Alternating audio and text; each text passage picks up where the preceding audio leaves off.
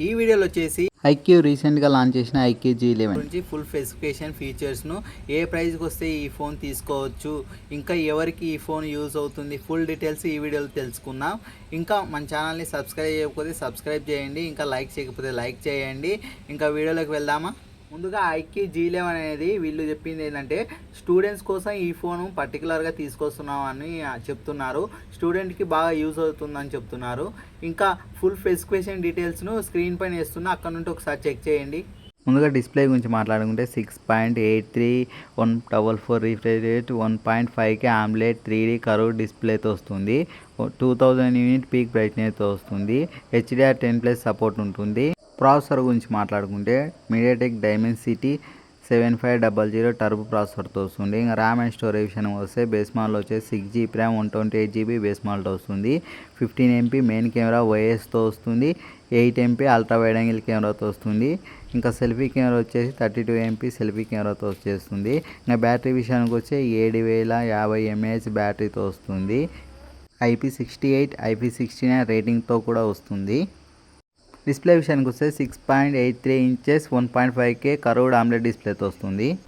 Processor విషయానికి వస్తే గిన మీడియాటెక్ డైమెన్సిటీ 7500 టర్బో ప్రాసెసర్తో వస్తుంది.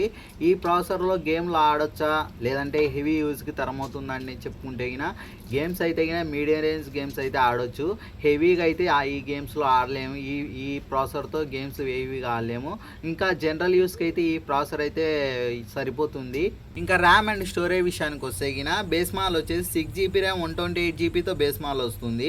ఇంకా కెమెరా గురించి మాట్లాడుకుంటే 15MP మెయిన్ కెమెరా OISతో వస్తుంది. ఇంకా 8MP అల్ట్రా వైడ్ యాంగిల్ కెమెరాతో వస్తుంది. సెల్ఫీ కెమెరా 32MPతో వస్తుంది. ఇంకా బ్యాటరీ విషయానికి వస్తే గిన 7050 mAh బ్యాటరీతో వస్తుంది. ఇంకా 44 వాట్స్ సూపర్ ఫ్లాష్ ఛార్జర్తో వస్తుంది.